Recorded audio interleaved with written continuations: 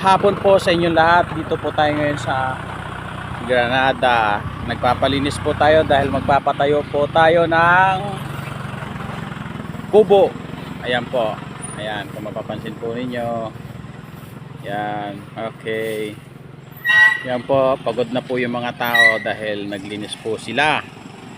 Kung mapapansin din po natin dito, mayroon po nagtanim dito na mangyan.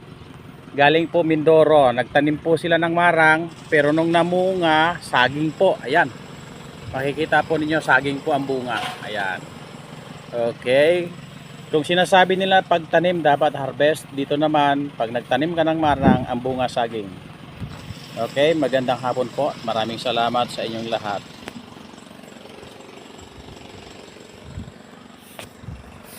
Okay.